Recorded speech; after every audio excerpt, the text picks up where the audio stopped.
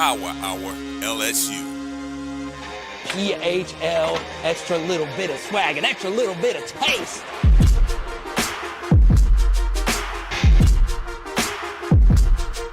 Yeah.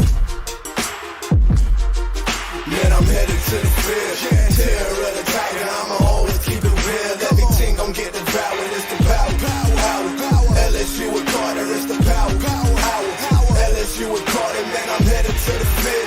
Terror of the tiger, I'ma always keep it real. Everything gon' get devoured, it's the power. LSU with Carter, it's the power. LSU with Carter, man, I'm headed to the Let's go. We have got some breaking news regarding early kickoffs in the SEC. We'll share that coming up. But the big story was broken last night. It is rare whenever you get really good journalism done. And I want to shout out Matt Hayes of Saturday Down South. Broke some pretty big news yesterday that Lincoln Riley and the USC Trojans have been trying to get out for 2 years now of this difficult season opening game versus LSU. Now, is Lincoln Riley scared of the SEC? Is this a situation where Matt Hayes is just making something up? Or are we just in the middle of the offseason and we are just reacted to anything LSU USC worthy? Look, I will say this. As far as this story is concerned, it makes a ton of sense that there were some reasons that USC didn't want to play LSU. Obviously, USC moved to a new conference. You have all these different television networks.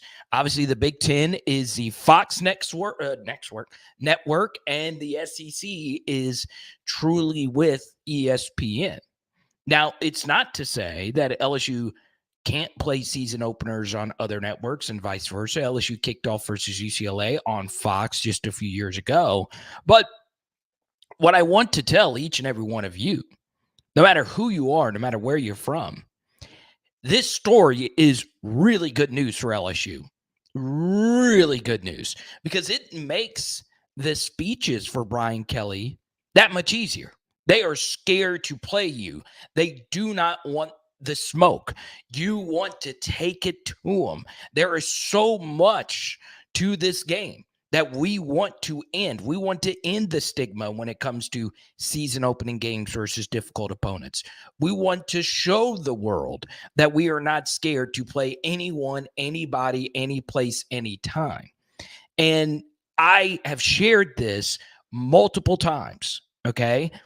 I think this mindset can get you in trouble and rationality, but I tend to like this mindset overall, that you truly do not duck anything. And LSU, out of any team in the SEC, has been the boldest team. You remember last year when there was a big discussion about the 9-game conference schedule. Who was the biggest proponent of the 9-game conference schedule? It was LSU. They said if you're in the SEC, which is the best conference in America, you do not duck more competition. And LSU does not duck more competition.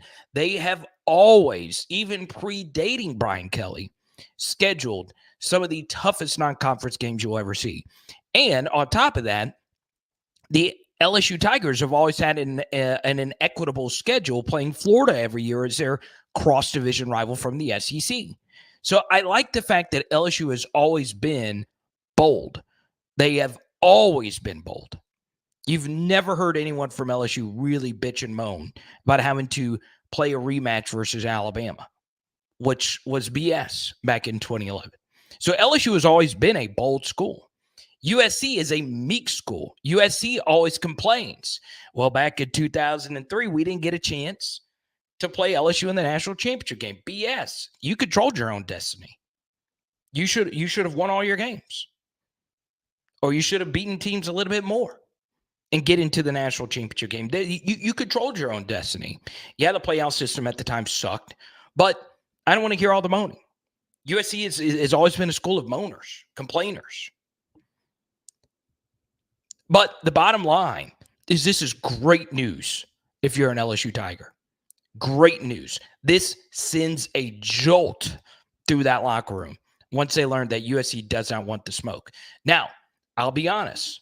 I'm not sitting here telling you that we should not take USC lightly. USC is a really good team. They are a really good offensive team to play in week one with a brand new defensive staff at every single level, including your defensive coordinator. They very well could beat us. But this goes in line with USC's typical mindset. They're meek. They're scared. I don't want to hear any BS about the network stuff and the new conference and all of that. Now, you see the poll question that's attached to this, okay? Do you believe this is a good thing? Do you want LSU to not play difficult season openers?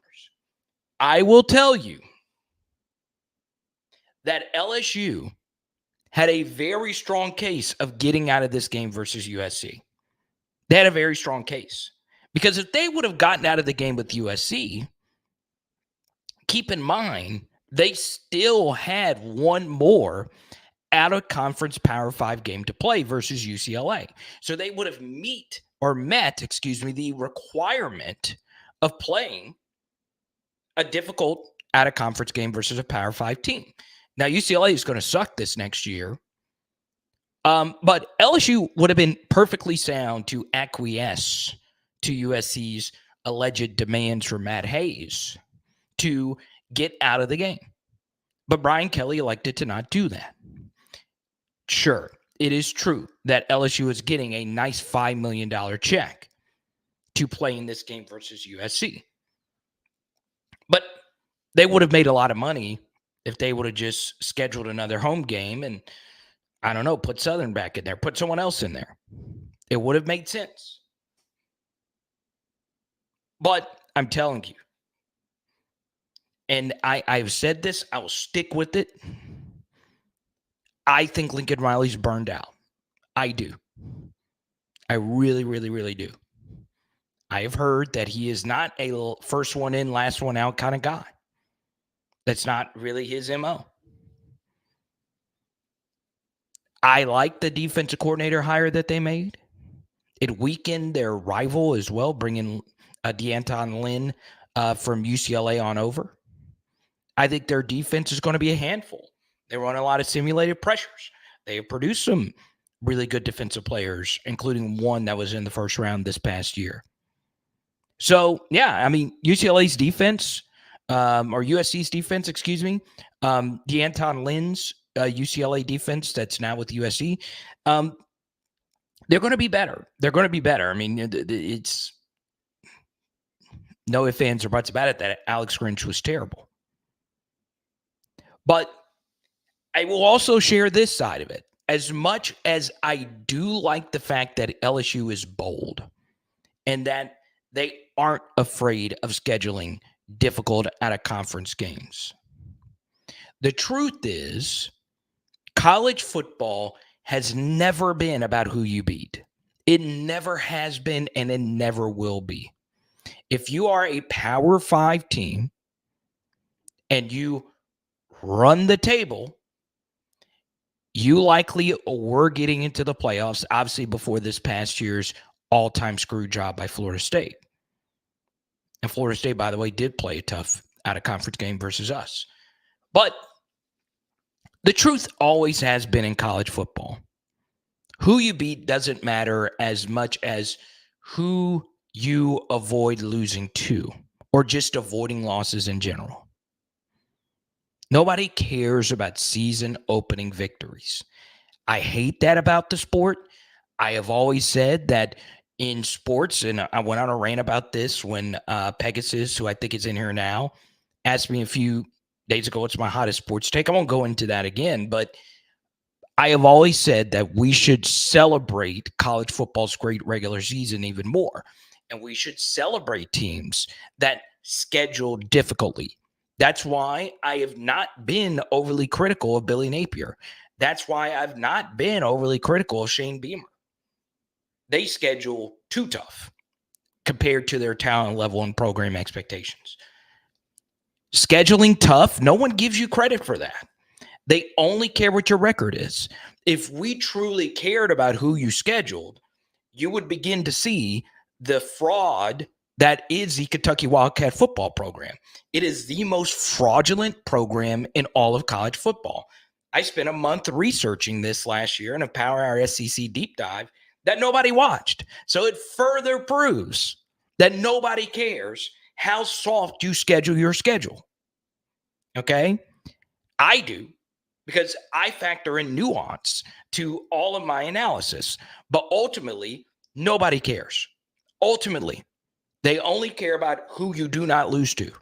And the truth is, a 60-0 win versus Southern or whoever, Norfolk State or the Wofford Terriers or Spartanburg, South Carolina, whoever you schedule, that game matters more than if you were to lose to USC in a close one. Losses hurt in college football more than any other sport. So the other side of it is true. Maybe, just maybe, LSU should have just said, okay, we'll happily get out of this. You pay our buyout for the game. You write us a check, and we'll just set up another home game, make money off sales, keep people happy. Because I will tell you this. If LSU were to lose another season opener, there will be a lot of LSU fans turned off. A lot. Will they still come to games? Sure. Sure. Do I think we beat USC in week 1? I do. I do. But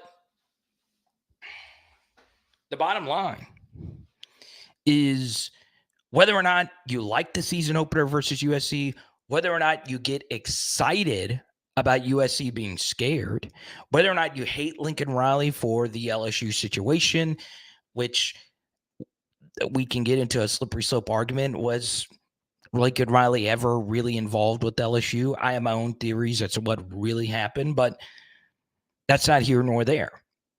And obviously, there is a lot of juice. And I went on a very popular USC show a few years ago to discuss 2003 LSU versus 2003 USC. I think we would have won. I don't think we would have blown them out. I got into an argument with Blake about that earlier today. I would not have, we wouldn't have blown them out. We would have won. But that was then, this is now. But that game does hold some weight into this matchup because it's always been a discussion over the past couple of decades.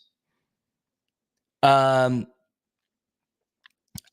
think we take care of business. I really, really, really do versus USC. But it's crazy. All LSU needs to do as an SEC team with a really nice brand and a good schedule every year is just go 10-2. If LSU goes 10-2 next year, it is a mortal lock that they get into the playoffs. It is impossible for them to not get in at 10-2 because they would have too many good wins on their schedule if they were to go 10-2. Okay. I still believe that to be true, even if one of those 10 wins would not have been USC. If USC was not on the schedule and LSU went 10-2, they would still be a lock for the playoff. So it doesn't change anything. And look, you guys know I am as anti-playoff as anyone. I believe in every sport the playoffs are overrated. With that said, it's ultimately what your it's what ultimately most people judge you on. And the truth is nobody gives a damn how you got there. Nobody. Now, we go to Semper, BT. I want to shout out LA Mom, Epic Shorty, Skipper's in here, Jared. This just in, Riley buys a dog. Okay, I'm trying to get what that reference is, but I will say Lincoln Riley's dogs' names were Boomer and Sooner. Okay, Did he change his dog names when he went to USC? Okay.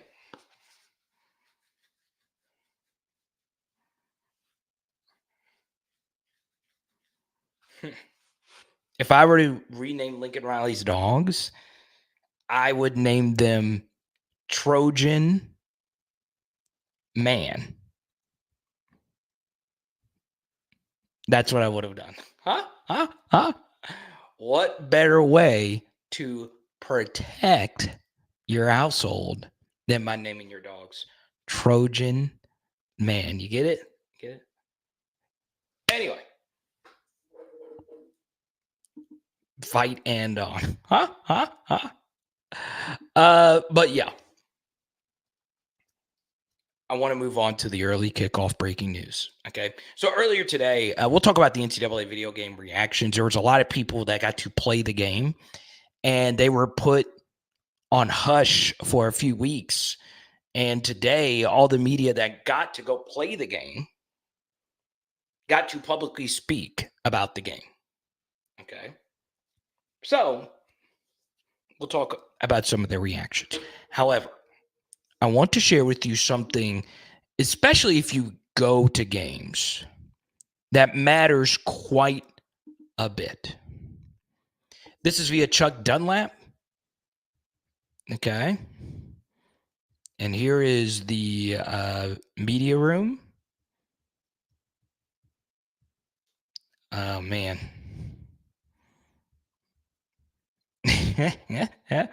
All early kickoffs for the entire season will be identified in mid-June.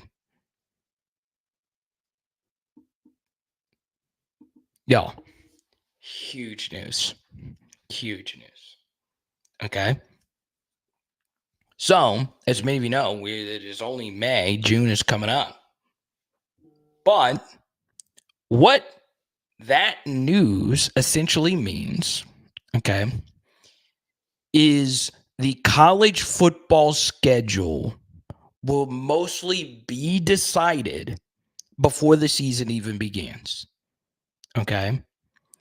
The most jarring change to a schedule is the news that a game has been moved to an early kickoff. That is the most jarring news you can have for any game on your schedule, especially if you're an LSU fan, where tailgating is a massive part of our culture. And going to a night game in Death Valley is a massive bucket list item for non-LSU fans. Like, I understand Tennessee kicked our ass, but I feel for some of the Tennessee fans that will in their lifetimes may not ever get a chance to go back to Tiger Stadium, and they have to go to an 11 a.m. game. Okay. So the truth is that is really good news for those of you that go to games. So Jared goes to a lot of games. Kevin does. A lot of our viewers are season ticket holders. Knowing the 11 a.m. schedule is good for the fan. It's also good for the coaches. Okay. It is a lot easier to logistically plan out your season with an 11 a.m. kickoff. Now, in the past, you had 2 weeks to prepare, but now you'll have more time. Now, once again, this is just Greg Sankey saying this at a press conference. That may not hold true because ultimately the television networks could tell Greg, hey, you shouldn't have said that. We want as long as we possibly can to decide when the games are going to be played. Okay. But the truth is, this is a really good day for the college football fan. It is a really, really, really good day. There's nothing quite like buying tickets for a game and 2 weeks prior not really knowing how you can plan your travel to the game. Because if it's an 11 a.m. kickoff, you've got to book a hotel that Friday night. You just do. Because, it's just a long way to drive. It really is. And you got to book it in a short amount of time. Now that you know the 11 a.m. schedule, you can reasonably book your travel and plan accordingly a lot easier, if that makes sense. Normally, the safe thing to do is just book Friday and Saturday night, but some people got to get back. So, really good news today. Really, really, really good news. I want to share a few other tweets, and this press conference is actually happening right now. Okay. That's not what I wanted to share. Put it right here. All right. This is Brandon Marcello. All right. Greg Sankey wants the college football playoff to go through the first season of a 12-team playoff before deciding on the future format and whether to expand to 14 teams. That opinion sides with others like the Big 12 spread Yormac. Okay. So we'll start with this. A 14-team playoff sucks. Now, if you've been following me for the longest, you know I am anti-playoff expansion in all formats. On my NFL channel, I'm talking about how playoff expansion almost hurt Joe Burrow. And that video will be coming out pretty soon. I've actually spent the last 2 days making this one video. But, you know, more playoff games means more inventory and a lot more money. Playoff games make so much more money than all the other games. So, yeah, you're watering down your regular season. It sucks. But there's so few games in the regular season, ticket demands won't go down, viewership won't go down. But an expansion of 14 teams only makes more money, in theory. Okay? So it is very interesting. You know, 14 is tough. It's tough for me to justify 14. And the way that it would work is instead of the first 4 teams getting buys, it would be the first 2 teams, the top 2 teams getting buys. If the first round is played on campuses, then you're definitely going to see a lot of teams want a 14-team playoff, right? That's where being a 3 seed has a lot of weight because you get the double dip. You get a high seed and you get a season opening playoff. Okay. Now, we continue. More than half of the SEC kickoff time should be announced by mid-June. All right. So it's not just the 11 a.m. kickoffs. It's all the kickoffs that we will, for the most part, know about. Now, why is this the case? Well, ESPN owns all the inventory. So you don't have to worry about what CBS will do, right? It makes it a lot easier to project. And it's also a little bit easier to guess what's happening, right? I think with CBS, they couldn't have the same team twice in a row or 3 times in a row or something like that. Or they can only have a team 4 times on CBS during the course of a season. Now, since ESPN owns all of it, there really is no limit, the way I understand it. So that's also very interesting, and I think it is good. Okay. We will also have the kickoff times tomorrow for the first 3 weeks. That's pretty normal. That is nothing new per se. We have always known the first 3 kickoff times. I will say this until I'm blue in the face. Okay. One of the best things, okay, one of the best things you can do as an LSU fan, if you've never been to a game, is go to a game in the first 3 weeks of the season. Now, why is that the case? Well, you're going to know the start time. And if you want to guarantee the experience of seeing Tiger Stadium at night, go to the game that you know will be at night. But now that we know all the kickoff times, that maybe not be as that maybe isn't as important. So really excited about that. The more transparency, the better. The more we know the kickoff times, the better for you, the fan. Okay, that's where I stand. You might disagree. Some of you might like the mystery of not knowing the kickoff time. But I think it's brutal. I think it's a slap in the face to your most diehard fans, and your most diehard college football fans are the ones that do actually spend the money and actually go to the games. I try to go to a few LSU games every year, and I have. Last year I was only going to go to 2, and then Jaden Daniels made me go to his last one because he was that freaking good. So there you go. Now, Pegasus says, I know it couldn't work because of ticket sales, but he wishes they would tell you who you're playing Monday of that week. I think that's a terrible idea. That's a logistical nightmare in so many different ways. But I guess it would be kind of interesting. I think you can do that in some other sports, but that's tough. Tyler, what's good, man? I appreciate you. I hate to do this publicly, but I've tried. I don't want you to take this as disrespect because he made me this hat. All right. I actually like this design. I like both designs, honestly. But it was causing too much pain. It was causing too much pain. I even do it one final time. Okay, look. I could wear the hat with no. Okay, look. It just. I guess in theory I could wear it like this, and you couldn't really tell.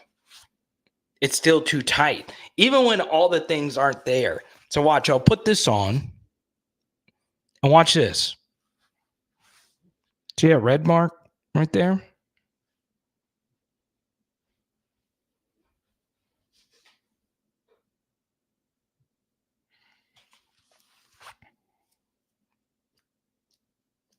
So you want me to give it away? Okay, I'll give it away. Actually, I'll give it away at the June 29th show. By the way, next PHL get together. I do a lot of these in Shreveport, June 29th. Arclitect Sports Card and Memorabilia Show. It's free to attend. I get no money. They pay me nothing for me to show up and go there. I just go because it's community. It's a bunch of LSU fans coming together, trading sports memorabilia, selling some of my sports memorabilia, but honestly, I'm giving out most of it. So there you go. Now, another huge breaking development in college football just dropped. Okay. And it kind of goes along with this. I think joy and happiness and doing things you like is important. My favorite thing is sports cards. When I'm not on YouTube, I am building my collection. And when I started, I wish there was a sports card strategy show. He wasn't necessarily going to be a first-round pick before all this Heisman buzz. Now they're talking about him being a top 5 pick.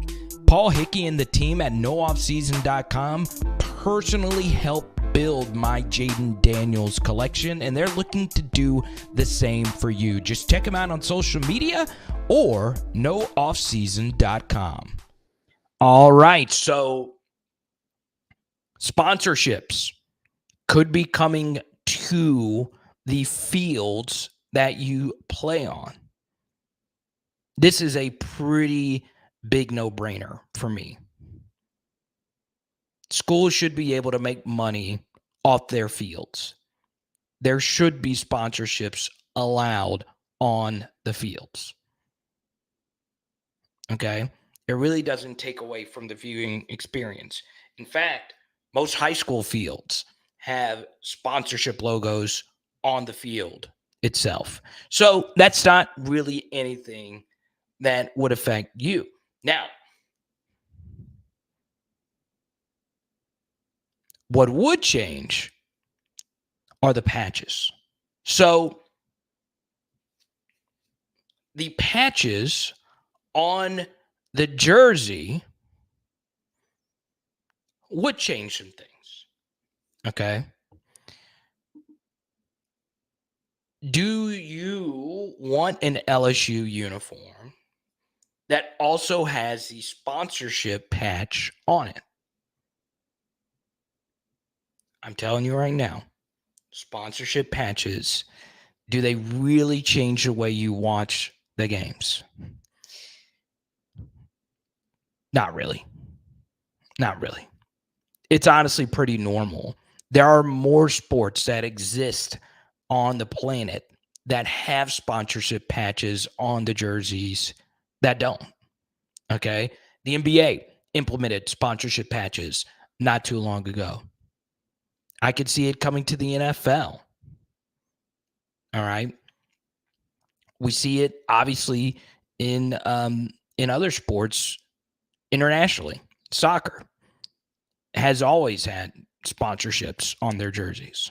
In fact, their sponsorships take up more real estate on their jerseys. NHL, could we see that happen? Obviously, if you're a NASCAR fan, the two of you watching this that are NASCAR fans, it's all sponsorships. It's plastered all over you. Golf, same thing.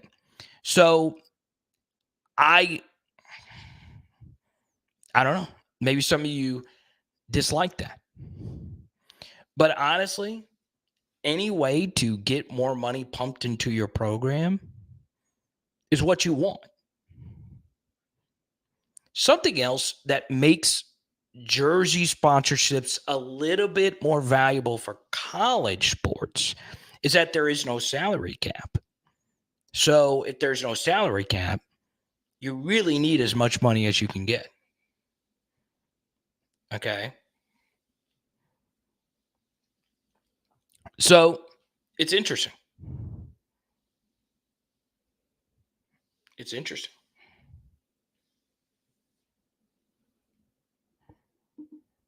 When they sell jerseys, so the NBA replicas don't have the patches on them.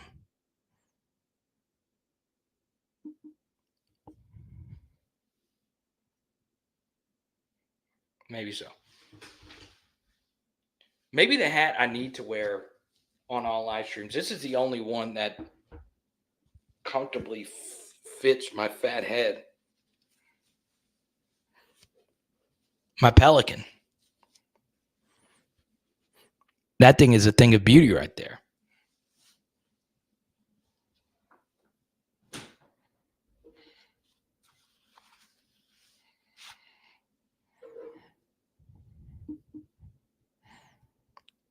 Oh yeah, I did shout out Tyler during my AYS spot earlier today. Now, lots of weird-ish breaking news happening as Greg Sankey is on the podium. Lots happening in the world of college sports. All right. Now, I do want to chat a little bit about an event that's happening in Nashville. Okay. LSU has a few recruits in Nashville right now for their On-3 recruit series. I'll just be honest. I can't quit listening to Bryce Underwood interviews. Now, bias tells me that our interview was the best. So go check out our Bryce Underwood interview. But I'm listening to more and more. And I understand there's always the fear of him going somewhere else. It's going to be in the back of all our minds because he is such a transcendent talent, a needle-moving talent at the sport's most important position. But I'm not the big insider guy. I believe, though, he will go to LSU. Now, the question is, what about DJ Pickett? What about some of these other 5 stars that are there? Obviously, there was an eyebrow-raising move. Jared, thank you so much. And they are doing that 5 Adam. They if they could visit Michigan every weekend, they would. But they basically they're all over it. Like there's really nothing they could do outside of what they're already doing at this point. And just based on my knowledge and my conversations, is Bryce really wants to be at LSU. His family really wants to be in Louisiana. So take that for what it's worth. Okay. Things can change as always, but look, I could just be jaded because I interviewed him, but I think he's going to LSU. I really, really, really do. DeCorian Moore is interesting, though. You know, he's had all these interviews, and he has said LSU's not really out of it, and he said that he wants to play potentially with some of the other five-star receivers. Obviously, the most likely scenario for all the five-star receivers is for all of them to go to Ohio State, because that's normally what happens. But yeah, it is interesting. Now, I do want to talk a little bit about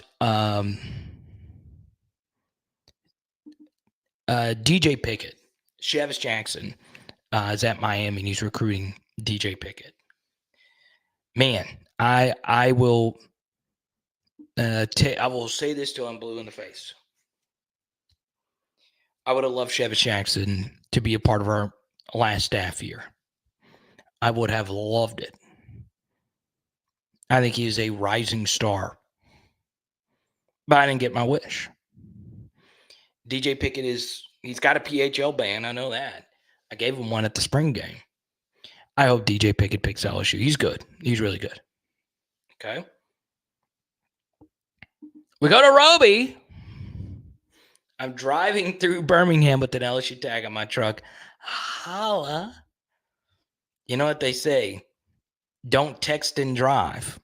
But it's perfectly legal to super chat and drive. Perfectly legal. There is no laws saying that you cannot super chat and drive. I'm kidding. Roby is pulled over at a Love's truck stop right now, contemplating a gas station shower and one of those breakfast roll-up things.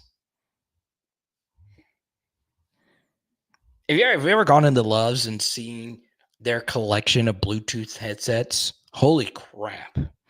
I mean, they have the most advanced Bluetooth headset collection that would make you go crazy. I swear to God, I saw in one Love's, they had the Vegeta Scouter. For those that got that reference, you got it. But they had the Vegeta Scouter. They made one. Power level at 9,000. Huh? But shout out, Roby. Good to see you, man. Wait, what is this? It goes quick from mountain to flat. It goes from mountain to flat real quick in Birmingham. I used to drive to Birmingham for SEC Media Days every year until they banned me. And whatever the case may be, I don't know if I ever want to go again.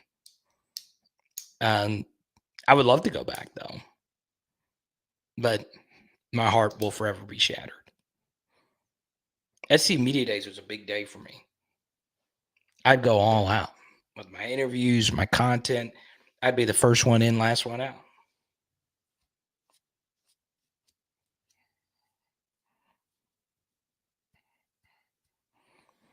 Pooh Bear, what's good? Go Cougars. Let's go to Jared. June 10th, we find out from LSU how many Vegas tickets you got, and you're nervous. That's a long time. That is a long ass time.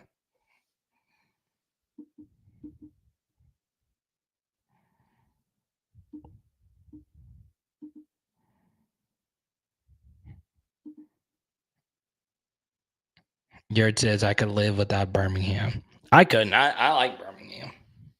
But who sang the song? Paint me a Birmingham. Is that even a song, or am I just making that up? What is that? And my wife would know. Paint me a Birmingham.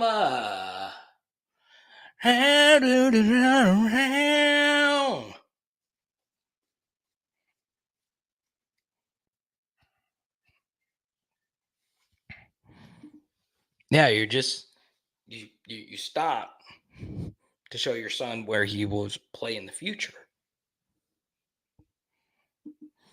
Or am I just making this up? Is that actually a song?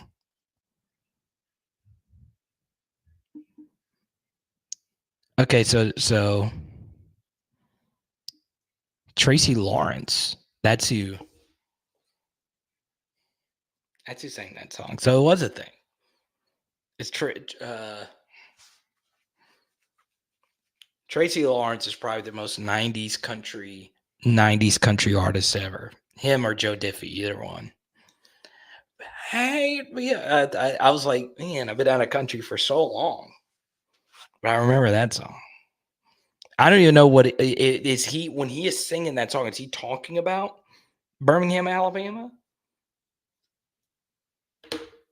What is he even talk? Paint me about what is a paint? What about Birmingham are you painting? Emil says 0-4 since 2019 in week 1 game says a lot.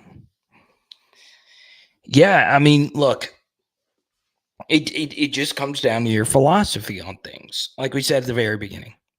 Okay.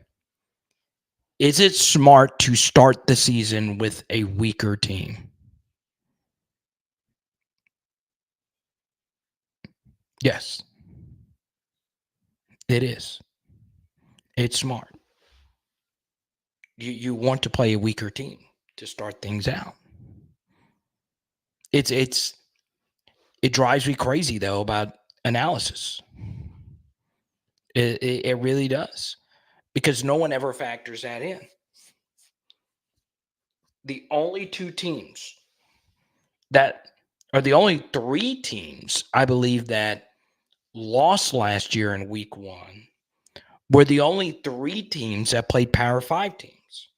South Carolina lost to North Carolina, Florida lost to Utah, and LSU lost to Florida State.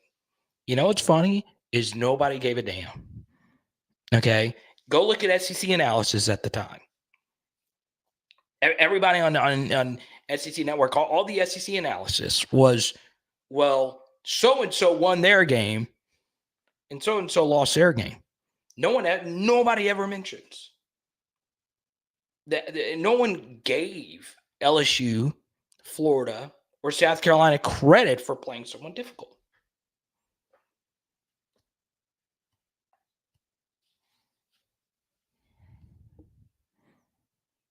Cole says, look, we are overrating the season opening thing. UCLA, Coach Oa checked out. True. What about Mississippi State? You want to use the same excuse? Sure. That's fine. Brian Kelly first year versus Florida State. Lost by 1. And then last year, you're winning 17-14. You know, one thing I'll say about all 4 of those losses, okay, is, yeah, our team was not up to snuff. Our team was not ready. And for a lot of different reasons, they were not ready to go. Okay. What I would also say is in all 4 of those games, we did not really coach any of them well either. Now, I give Brian Kelly a long leash for the season opener versus Florida State. I was fine with that being a not so great coach game. But it was just that. It was a not well-coached game at all. It was one of Brian Kelly's worst coach games, and he still almost won it. But we have really struggled strategically in these week 1 games. We have. So, you know, and it goes into like the 2019 LSU discussion. Do you think it really helped the offense getting that week 1 victory versus Georgia State or Georgia Southern, whoever it was? Joe Burrow threw for 5 touchdowns, no picks in that game. 3 were to Terrace Marshall, you could make a very strong case that that offense was, lubricated and ready to go for that week 1 versus Texas. I don't know why I used the word lubricated, but I did.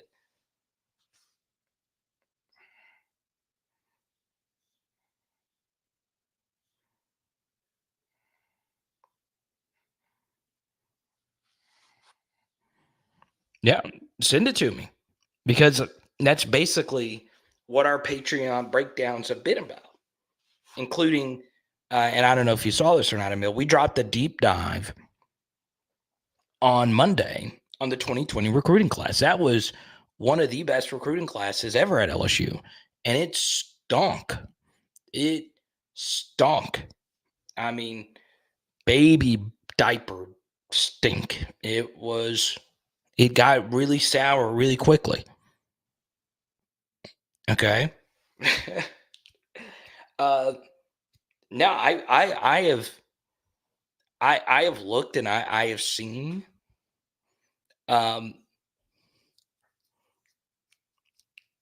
the players during that time period, and it's ridiculous. It's absolutely ridiculous. And on Patreon we did a long breakdown. It was more defensive oriented because that's where a lot of the busts have been.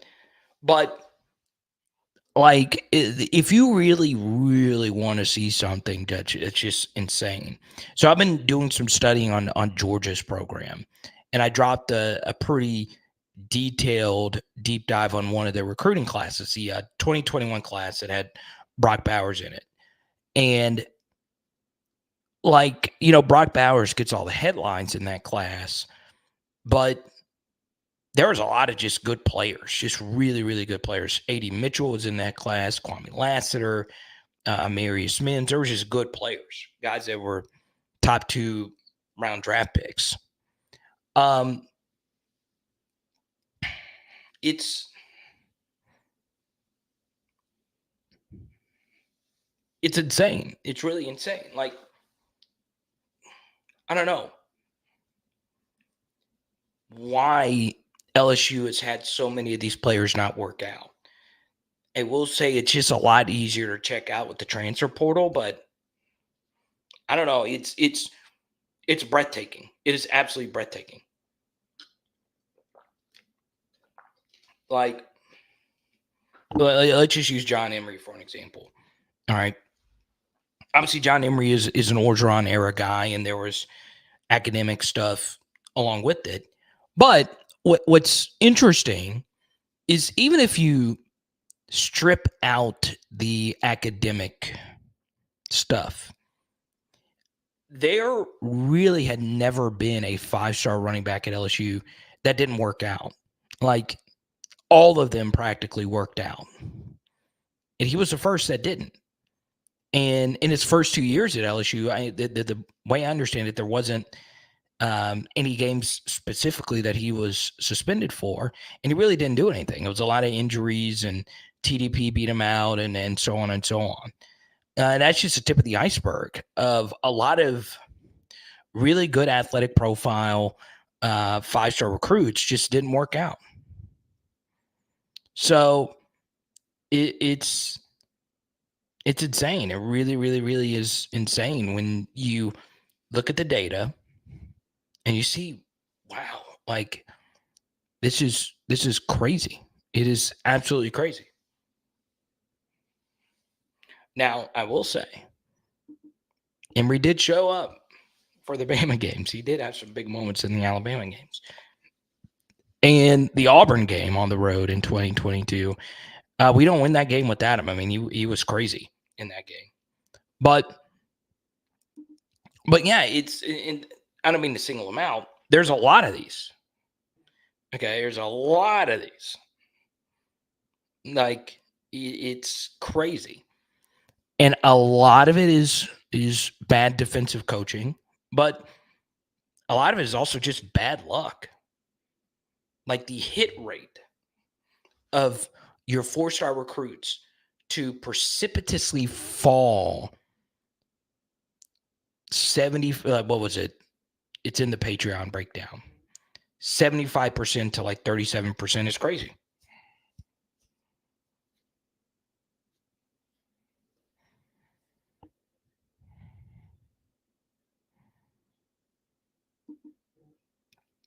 Yeah, I'm with you, Pegasus. But I will tell you, fans don't care. They really, really, really don't. Yeah, they get more excited for USC, but fans only care if you win the game. They truly do in the long term. They truly only do care if you win. And I think that's dumb. I think that's really dumb. I wasn't mad that we lost our season openers to Florida State. Anyone that watched them previously knew that they were good. Anyone that knew anything about them, you knew that they were good. I was pissed off that we didn't go for 2 in the win. We learned our lesson. But still. Billy, what's good?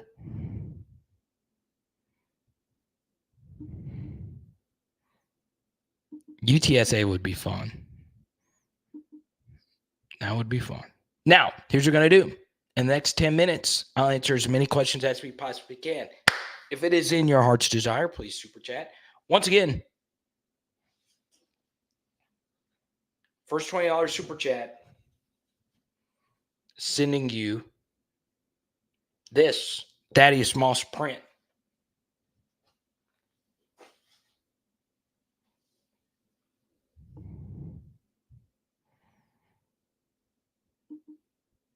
That's true, Jordan.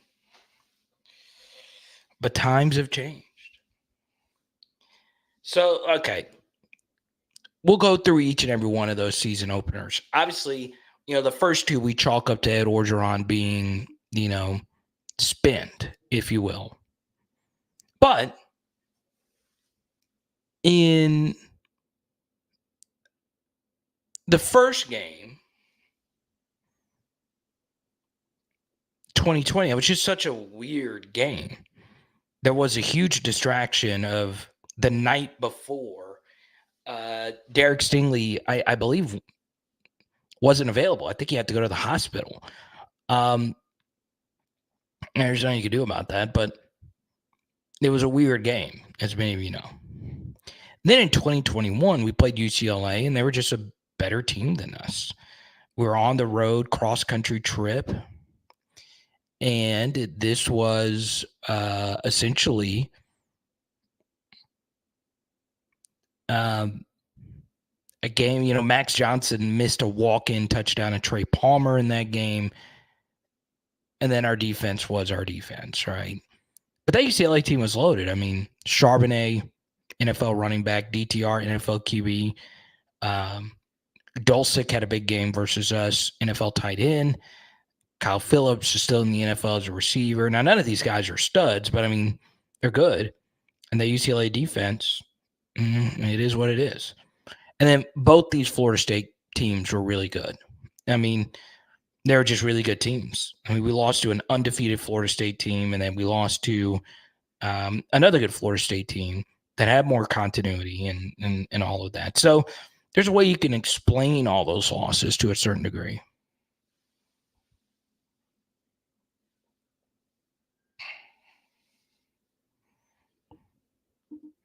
My favorite game day site outside of Louisiana. That's a good question. Honestly,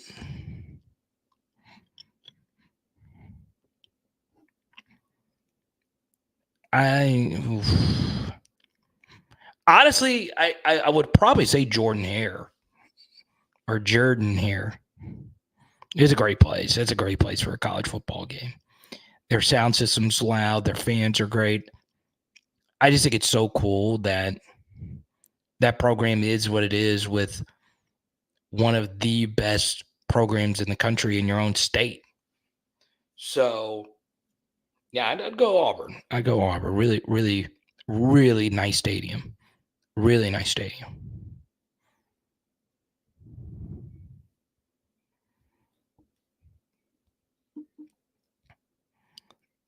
Yeah, I mean, Bama. Oof. People feared Bama. People feared Alabama in those season openers. It's what ended the Jimbo era. It really, I mean, honestly, that was the beginning of the end. It beat the hell out of Florida State, knocked out DeAndre Francois.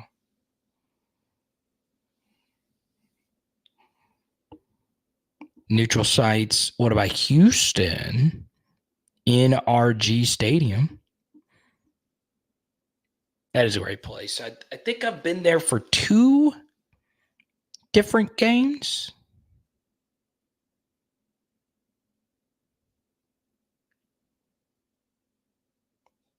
So, yeah, I mean, that was a weird game that we won there.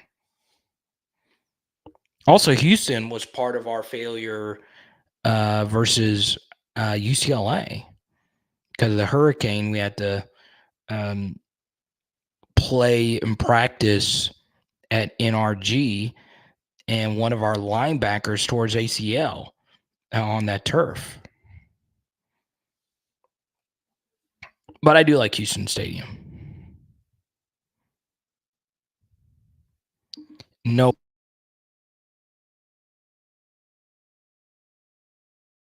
Preseason rankings are good for the sport. They really are.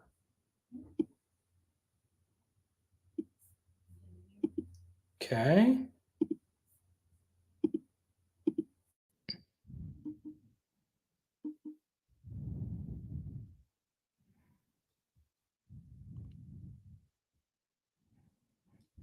All right. Looks like that'll do it for me. I'll take a few more here. I normally like to stay under an hour on Wednesdays. Good to see Billy in here.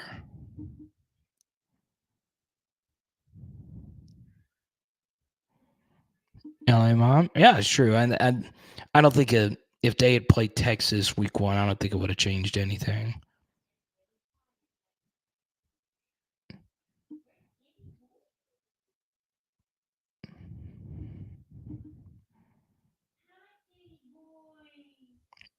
LSU versus Houston, 2027 in NRG.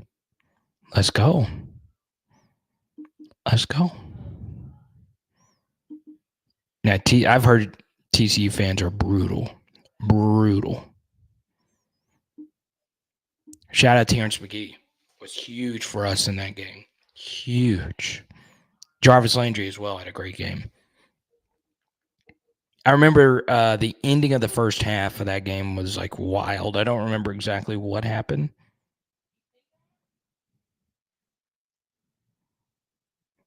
Hang on, this is really detailed. I don't even know where this is from. So I'll go check it out. All right, y'all.